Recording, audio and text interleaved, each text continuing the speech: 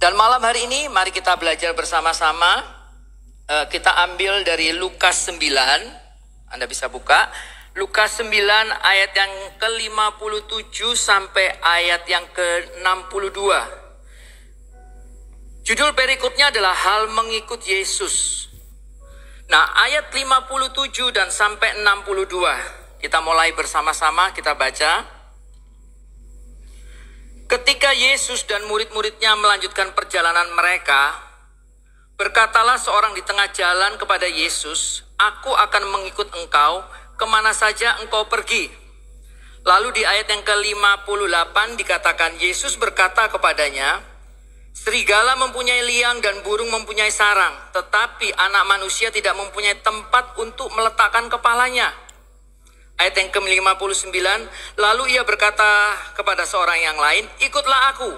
Tetapi orang itu berkata, "Izinkanlah aku pergi dahulu menguburkan Bapakku." Ayat yang ke-60, tetapi Yesus berkata kepadanya, "Biarlah orang mati menguburkan orang mati. Tetapi engkau pergilah dan beritakanlah kerajaan Allah di mana-mana." Ayat yang ke-61, dan seorang lain lagi berkata, "Aku akan mengikut engkau Tuhan, tetapi izinkanlah aku pamitan dahulu dengan keluargaku." Lalu ayat yang terakhir 62, tetapi Yesus berkata, "Setiap orang yang siap untuk membajak, tetapi menoleh ke belakang, dia tidak layak untuk kerajaan sorga."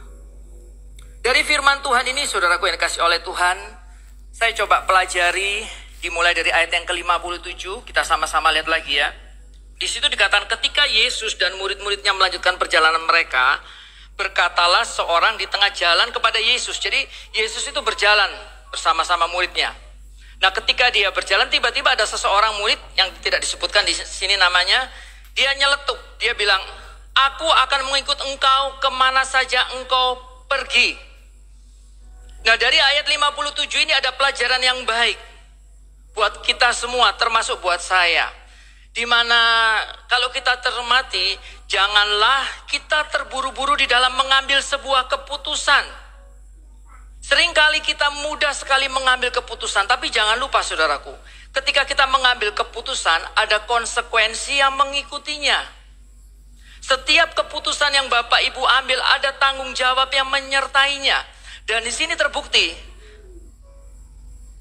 jangan keburu-buru untuk mengambil keputusan.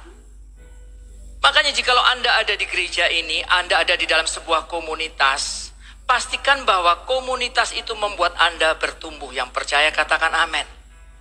Karena setiap kita yang ada di hadapan saya, yang menyaksikan via live streaming, Anda semua adalah orang-orang yang mau Tuhan pakai untuk membesarkan kerajaan sorga. Amin. Jadi Tuhan tidak melihat sekali lagi latar belakang kita, tapi Tuhan itu cuma rindu bahwa keputusan yang engkau ambil di dalam berjalan bersama-sama Tuhan di tempat ini itu sudah tepat. Tapi sebelum mengambil keputusan, pastikan bahwa engkau sudah berdoa dulu. Engkau sudah melibatkan Tuhan terlebih dahulu. Manusia ini cenderung maunya buru-buru. Dia tidak mau menunggu waktunya Tuhan, tapi dia begitu saja. Tapi ketika menghadapi sebuah proses, ketika dia menghadapi sebuah tantangan, ketika dia menghadapi sebuah tembok di hadapannya, dia baru berpikir, "Saya percaya di tempat ini tidak ada, tapi di luar sana banyak." Amin. Jadi jangan terburu-buru di dalam mengambil keputusan kita untuk bergerak bersama-sama. Tapi kalau Roh Kudus sudah menggerakkan hati saudara-saudaraku sekalian, kalau Roh Kudus sudah berbicara di dalam hidup Anda, pastikan, jangan ditunda, langsung saja masuk. Dan di ayat yang ke-58 dikatakan, Yesus berkata kepadanya, kepada orang yang tadi yang bilang kepada Yesus, "Serigala mempunyai liang dan burung mempunyai sarang, tetapi anak manusia tidak mempunyai tempat untuk meletakkan kepalanya." Serigala mempunyai liang dan burung mempunyai sarang, tetapi anak manusia tidak mempunyai tempat untuk meletakkan kepalanya. Dari ayat 58 ini ada pelajaran yang baik, yaitu ketika kita mengikut Yesus, ketika kita memutuskan hidup kita untuk mau dibentuk, ketika kita memutuskan hidup kita untuk ada di dalam sebuah pemuritan, ada hal-hal yang harus kita bereskan terlebih dahulu. Ada hal-hal yang harus berani kita lepaskan terlebih dahulu, agar ketika kita berjalan bersama-sama dengan Tuhan, persoalan itu tidak menjadi beban yang menghambat perjalanan rohani Anda bersama-sama dengan Yesus. Jadi tanggalkan dulu, kita tidak bisa datang, kita tidak bisa ambil bagian ketika kita tidak mau melupakan hal-hal yang selama ini menjadi beban buat kita. Mungkin Tuhan sudah berkata kepada Anda pada malam hari ini, jangan khawatir, jangan ragu, jangan takut. Tapi kita sendiri yang justru semakin lama bukan melepaskan ketakutan itu, tapi justru kita menikmati rasa takut itu. Makanya dikatakan sekali lagi di ayat ini bahwa untuk menjadi murid Yesus, Anda perlu kerendahan hati dan mau penundukan diri. Ini penting. Saya teringat waktu ketika saya sekolah dulu, saya tidak bisa pilih guru mana yang saya sukai. Sama seperti Bapak Ibu sekalian. Waktu kita sekolah dulu kita tidak bisa memilih guru mana yang kita sukai dan guru mana yang tidak kita sukai. Mau tidak mau kita harus ikut program pelajarannya. Demikian juga malam hari ini, tetapi anak manusia tidak mempunyai tempat untuk meletakkan kepalanya. Jadi Tuhan itu mau apa yang menjadi penghambat di dalam pertumbuhan rohani Anda harus mau lepaskan dengan segera. Apa yang menghambat perjalanan rohani Anda untuk mengenal Yesus lebih lagi, Anda mau lepaskan dengan segera. Kadang Tuhan itu sudah berbicara kepada setiap kita. Bahkan kadang Tuhan itu sudah menyediakan mujizat buat Anda dan saya.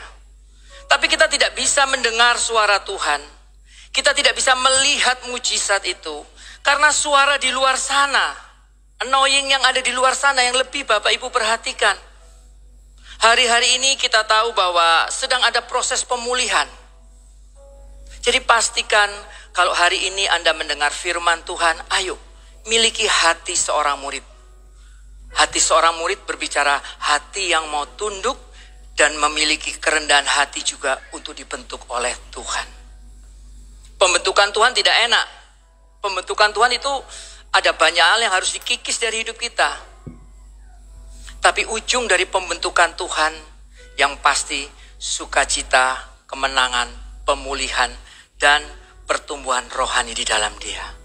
Amin, saudaraku yang dikasihi oleh Tuhan. Dan kita lanjut lagi di ayat yang ke-59. Lalu Yesus berkata kepada yang lain, ikutlah aku.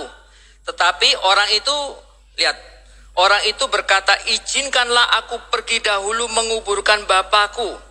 Yang saya tangkap dari ayat 59 ketika Yesus berkata, ikutlah aku. Ini artinya jadilah muridku. Dengan terjemahan bebas yang saya coba tangkap dari firman Tuhan ini. Seberapa banyak kita sering baca firman Tuhan, seberapa banyak kita mengecap firman Tuhan hari-hari ini, tapi kita cuma bisa membaca tanpa mau mempraktekannya. Berulang kali firman Tuhan itu menegur kita, tapi seringkali firman Tuhan itu tidak bisa berdampak dalam hidup kita, karena konsentrasi kita lebih kepada persoalan-persoalan yang ada di luar sana. Di tempat Bapak Ibu duduk pada malam hari ini, saya yakin Yesus juga beserta dengan Anda. Jadi dari ayat yang ke-59 ini, saya juga melihat bahwa banyak dari kita mudah berkata iya, tetapi ketika ada sebuah pelajaran yang harus ditempuh, ada sebuah pembentukan yang terjadi, apalagi pembentukan itu menyentuh zona nyaman kita menarik diri. Kita merasa bahwa saya tidak sanggup. Saya tidak bisa karena saya belum beres. Tuhan tidak bisa menunggu lama-lama. Ketika engkau dan saya memutuskan, ya saya mau menjadi muridnya, saya yakin detik itu kuasa Tuhan dan perjanjian Tuhan akan terbangun dalam hidup Anda dan saya. Amin, Bapak Ibu yang kasih oleh Tuhan. Kita lanjut lagi ya. Lalu di ayat yang ke-60 dikatakan, tetapi Yesus berkata kepadanya, ini menarik, biarlah orang mati menguburkan orang mati, tetapi engkau pergilah dan beritakanlah kerajaan Allah di mana-mana. Saya ulangi sekali lagi ya.